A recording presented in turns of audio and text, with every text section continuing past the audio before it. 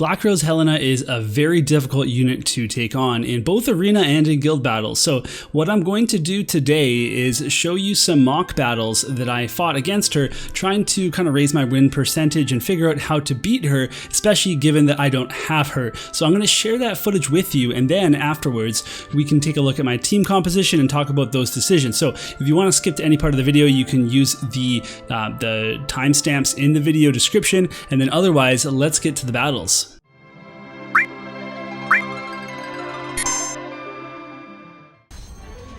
Fight number 1.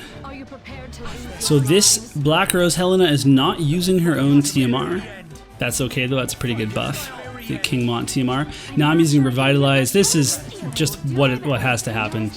I'm going to talk more about that later, but it's the way to go. So we don't have Re-Raise, we have Ayaka. What does that get us? I guess you'll find out. And we're going for full disable, no AoEs. Okay, so this is the opposite of what we wanted. Now here's the thing, Ayaka is a time mage right now. If she doesn't have haste on, or if she doesn't have like shell protect or whatever on, she'll Asuna that disable. It's pretty sweet. Fortunately, she doesn't do her job as a white mage otherwise. So we've stacked all this different AoE and spirit and all this resist, and then look at that, we're surviving, and now we're back up to full health. So that's what Ayaka does bring, the instant LB. So we have to see, can we fight through the disable? And Ayaka is down. So the other benefit of Ayaka is her full life, and both my units, and there's, look at that berserk, both my units are at 97 faith. And Louelle, the carry, she can take out anybody. It doesn't matter if we're berserk anymore. Watch how much damage her normal attack does. I never mentioned Louelle's attack was like kill phase, it scales off her magic. It's a big deal. So we were actually able to fight through a disable, which is kind of cool, and our Ayaka even died. So this time, hopefully we get off to the right start. We're going to disable them. This is a different opponent. I'm picking different opponents that have Black Rose Helena on their teams in my guild. I won't say their names, so, you know, I don't want to give away that information. So good, no disable for us, and we're going to try to disable back, and we got it. Okay, so this is a pretty huge win for us. Ayaka is going to be hastening everybody up, and Louelle's going to be doing her carrying stuff. So Law of Geo-Absorption, that's getting around people's magic resist. That's pretty important. And again, the big thing is that we're trying not to die from multiple AoE hits, Energy Rays, King Mont LBs, Claws of the Lion King, and then every single thing that Black Rose Helena throws at us. So this is great. Louelle's going to just pick off that Yuna. She's really built to do as much damage as possible. And now King Mont still has hate because of the disable. He never lost his hate. He's taking that single target because we have so much AoE resist. I think that's really making a difference here. Otherwise, why wouldn't she just... I mean, it could have been range too, depending on where everybody's at and where she's at. But it doesn't matter if she has re-raise. We've got everybody up. We're going to beat this team with a full health group. This is insane. Okay, so this one's a little different. Instead of a unit, we've got a Garvel. Now, Garvel smoked me the other day in guild battle, so definitely want to get my revenge. We're going same strat here. Now, one of the biggest differences from Yuna to Ayaka is, I mean, obviously there's Aeon Bond, there's things like Re-Raise, but then Yuna's going to attack. She's going to use attacking skills. Ayaka won't unless you turn off literally all of her buffs, and that is just too tricky to do, because then she gets up too far forward, she dies. So the buffs do keep her back, but otherwise, like, she'd be pumping up some pretty good holies and some pretty powerful spells because she's got a super high magic stat now. But as long as we kill the Helena, that's key right there. Killing the Helena is absolutely key. The longer the Helena's out, she's just going to finish you off. Even if you sustain through a few waves, she's going to finish you off. So, you know, we've got our mix of our status effects. We didn't get them this time. This time we got the Helena with our AoEs, and then we healed through it all. Full life back. Now this is an interesting fight because we actually have Helena sub Spellblade, so there's the resist magic. And she'll use resist magic and move, not like Ildira. She'll actually go do something. But we got a Rain TMR, King Mont TMR, Revitalize, we're all set up to take some damage now. And because they got their proclamation, we might get a proclamation. I don't know, let's see what happens here. But they're getting resist magic. This is bad. Most of our damage comes from magic. Okay, so we're gonna get a Mercy's Grace. I might turn that off. I like it. But you know what though? I mean, so I was thinking about that too. If you, Proclamation's so good, especially on Arena, but with this short map and with the Helenas, like the AoE is going to take you out anyway. So we're disabled. This is not good. That like with all the AoEs happening, like you don't get distance between your tank and your allies anyway. So like hate doesn't do you as well. But yeah, we're totally out of luck here. There's the Panacea Cure, gives you 10 AP every time you use it. Pretty good. We're just taking a lot of damage, and I want to mention, like, so we're gonna watch like the damage that Louelle's able to do, or it was earlier. She uses her LB, and that's her like one of her hardest hitting attacks, and she's doing barely any damage. Like they've completely countered my game plan here. I am going to try that fight again because I don't want to get disabled. I want to see with the magic resist and then King Mont doing his job how far we can get. So same setup as always, building up our defenses that allows us to build more offensively with gear, espers, vision cards, whatever, and then we can hopefully one-shot some Black Rose Helenas. So Mercy's Grace again, we got our haste. Law of Speed Reading, super important to get that Law of Geo Absorption off. And no disable this time. Okay, so lots of good things can happen now. First of all, the healing power down.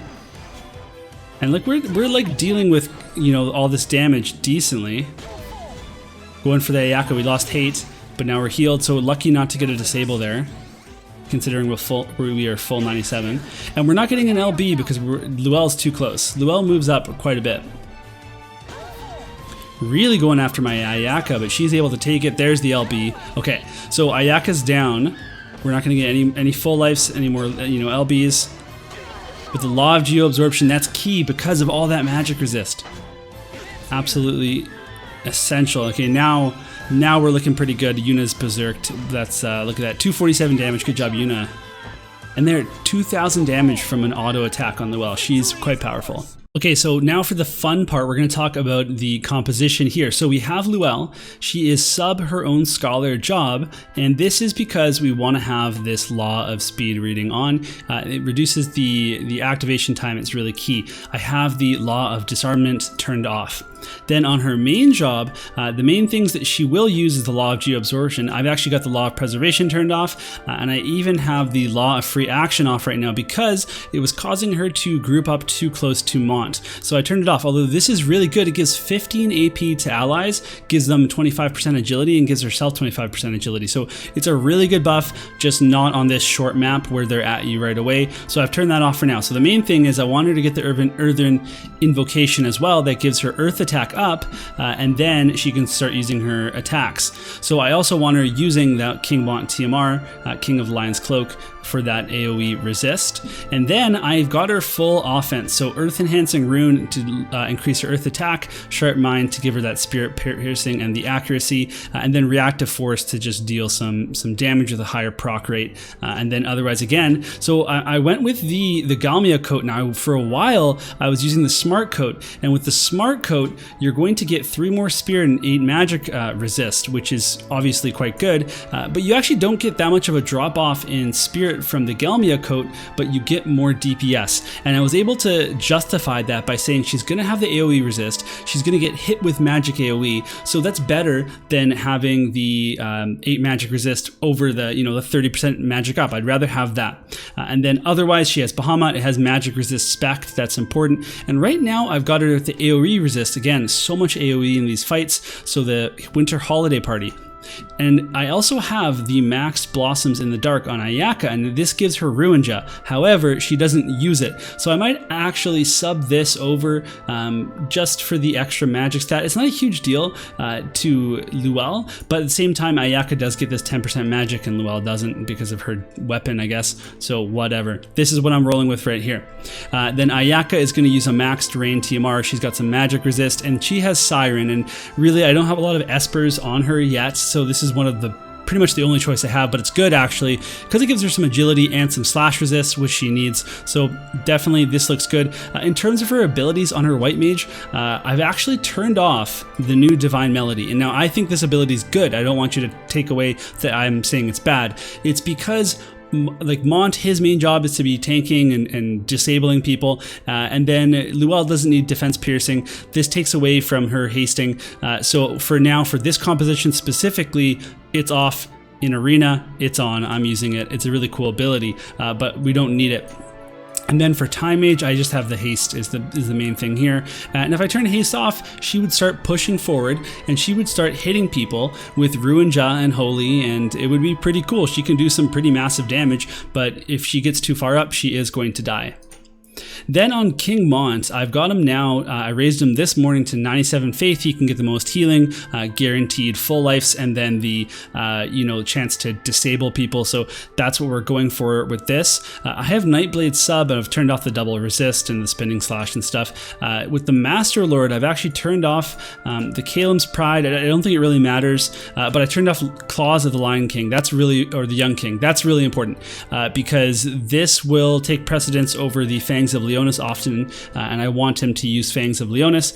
I have Mercy's Grace on, which is good, but at the same time, Proclamation could be good in other maps. But for this one, I have them both on, and then over 2 fights, he might use, both of these in the second fight, and that would be pretty neat. And then otherwise, Nightblade Mastery to push out a little bit more damage, maybe get some accuracy. Destiny of Leonis is just super important. You could possibly go Shadow Runner here, but I think it's better to go Nightblade Mastery. And then he has, this is the tricky part, so the AoE resist here is pretty key. I like that a lot. I need to test if I can sacrifice it, and the reason I would do that is to go for the defense bracer and get the disable resist up 25%. That is going to be really nice for those mirror matches where they're trying to disable you. I think that could actually be more worth it. If you get the disable and they don't, that's huge. That means no King Mont LB doing the berserk. So definitely need to test this out. You lose 4 defense and 10 AoE resist, so definitely a pretty big drop off in defensive capabilities. And then he has the maxed Fenrir, so magic resist for all, agility, good stuff, some HP up. And the Fenrir Esper is going to give him some magic resist as well. And I've been messing around with some other stuff. Demon Wall seems okay as well. So the Demon Wall is going to give, it doesn't show it here, but it's going to give 15 dark resist and 25 slash resist. So that's also a pretty good option.